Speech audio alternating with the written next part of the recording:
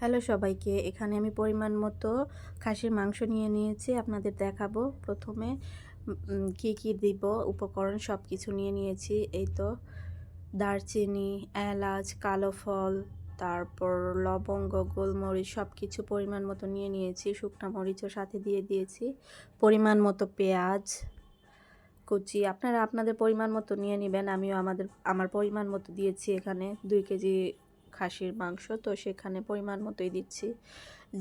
হলুদের গুঁড়া দিলাম, মরিচের গুঁড়া দিলাম পরিমাণ মতো, তারপর দিয়ে দিচ্ছি পরিমাণ মতো লবণ। লবণটা আপনারা আপনাদের স্বাদ অনুযায়ী দিবেন, যে যতটুকু খান ততটুকু পরিমাণ মতো দিবেন।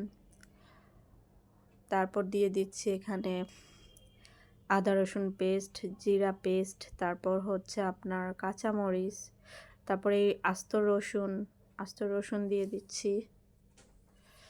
সব কিছুই পরিমাণ মতো দিচ্ছি। রসুন দিলে অনেক মজা হয়, আপনারা এভাবে করে দেখতে পারেন, খুব টেস্ট হয় আস্ত রসুন।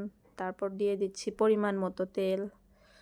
খাসির মাংসে প্রচুর তেল চর্বি থাকে, সো আপনারা এটা পরিমাণ মতো দিবেন। তো আমি এটা করব হলো প্রেসার কুকারে। তো আমি হাত দিয়ে মাখায়া নিয়েছি, সুন্দর করে মাখায়া জাখায়া।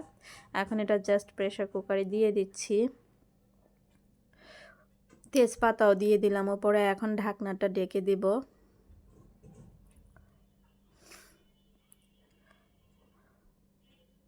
এভাবে আপনারা বাসায় রান্না করে খাবেন, আশা করছি আপনাদের অনেক ভালো লাগবে। আমি হচ্ছে দেশি স্টাইলে একদম, মানে ঘরের তৈরি যে রান্নাটা হয় সেটাই, কোনো বাবুর্চি স্টাইল না, আমি আমার হাতের স্টাইলে রান্না করে আপনাদের দেখাচ্ছি। তো যাই হোক, এই দেখেন প্রেসার কুকার থেকে এটা কড়াইতে দিয়ে দিয়েছি, কারণ হয়ে গিয়েছে। এখন এটাই যে একটু নেড়ে চেড়ে সুন্দর করে তারপর হচ্ছে নামিয়ে ফেলবো।